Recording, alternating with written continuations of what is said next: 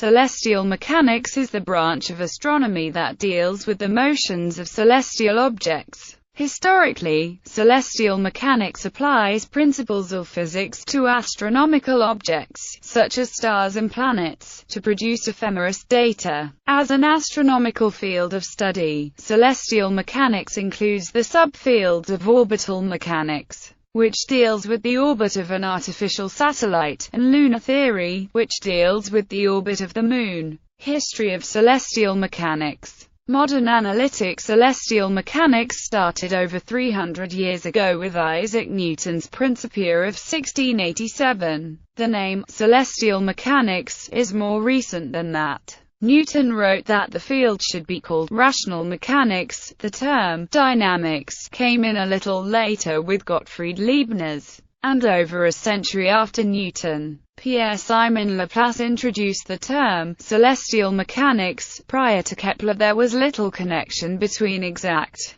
quantitative prediction of planetary positions, using geometrical or arithmetical techniques, and contemporary discussions of the physical causes of the planet's motion. Johannes Kepler was the first to closely integrate the predictive geometrical astronomy, which had been dominant from Ptolemy in the 2nd century to Copernicus, with physical concepts to produce a new astronomy, based upon causes, or celestial physics in 1609. His work led to the modern laws of planetary orbits, which he developed using his physical principles and the planetary observations made by Tycho Brahe. Kepler's model greatly improved the accuracy of predictions of planetary motion, years before Isaac Newton developed his law of gravitation in 1686. Isaac Newton is credited with introducing the idea that the motion of objects in the heavens, such as planets, the sun, and the moon, and the motion of objects on the ground, like cannonballs and falling apples, could be described by the same set of physical laws.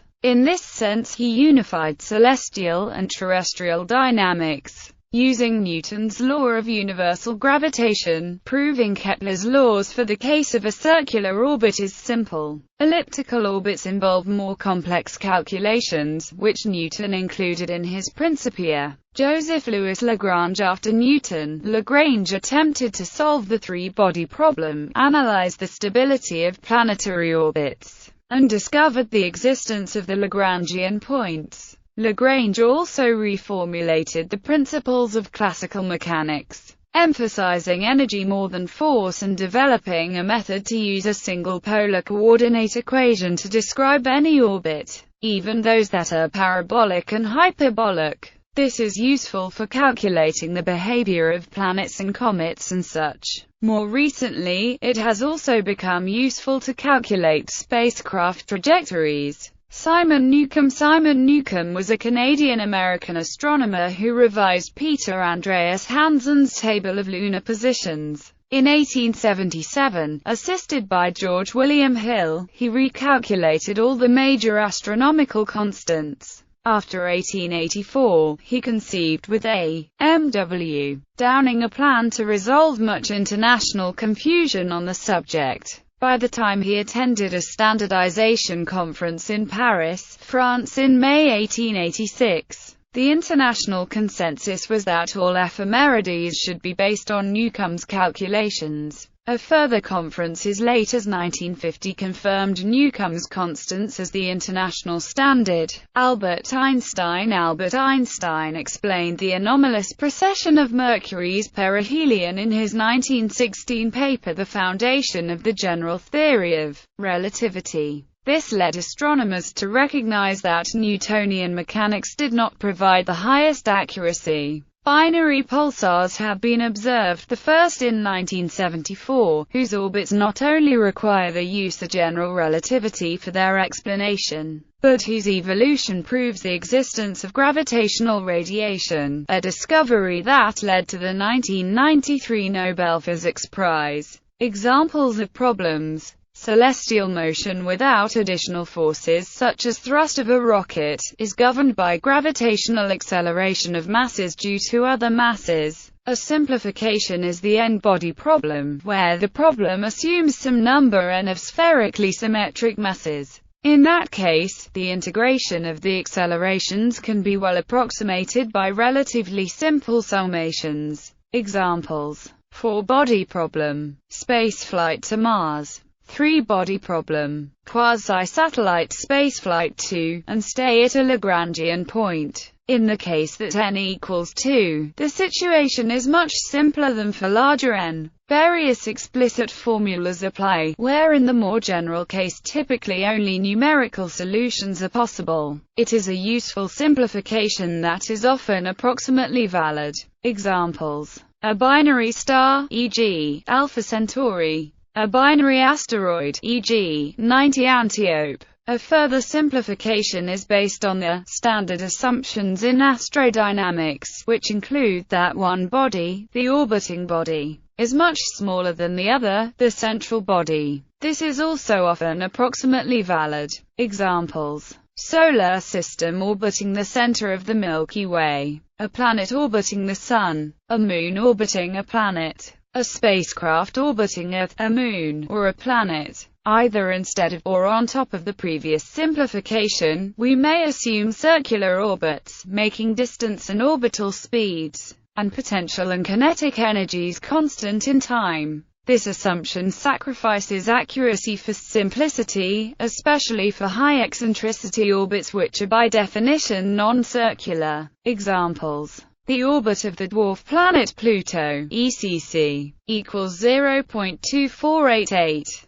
The orbit of Mercury, ECC, equals 0.2056. Hohmann transfer orbit, Gemini 11 flight, suborbital flights. Perturbation theory. Perturbation theory comprises mathematical methods that are used to find an approximate solution to a problem which cannot be solved exactly. The earliest use of perturbation theory was to deal with the otherwise unsolvable mathematical problems of celestial mechanics. Newton's solution for the orbit of the Moon, which moves noticeably differently from a simple Keplerian ellipse because of the competing gravitation of the Earth and the Sun. Perturbation methods start with a simplified form of the original problem, which is carefully chosen to be exactly solvable. In celestial mechanics, this is usually a Keplerian ellipse, which is correct when there are only two gravitating bodies, or a circular orbit, which is only correct in special cases of two-body motion, but is often close enough for practical use.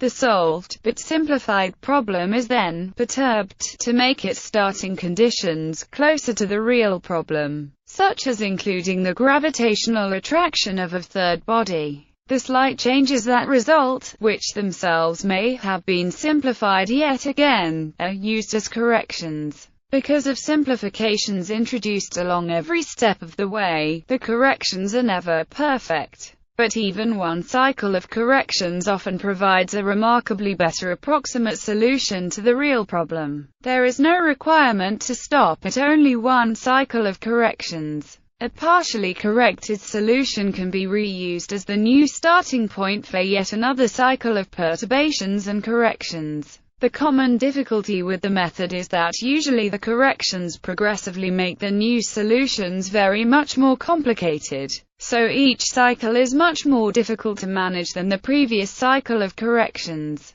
Newton is reported to have said, regarding the problem of the Moon's orbit, "It causeth my head to ache." This general procedure, starting with a simplified problem and gradually adding corrections that make the starting point of the corrected problem closer to the real situation, is a widely used mathematical tool in advanced sciences and engineering. It is the natural extension of the guess, check, and fix method used anciently with numbers.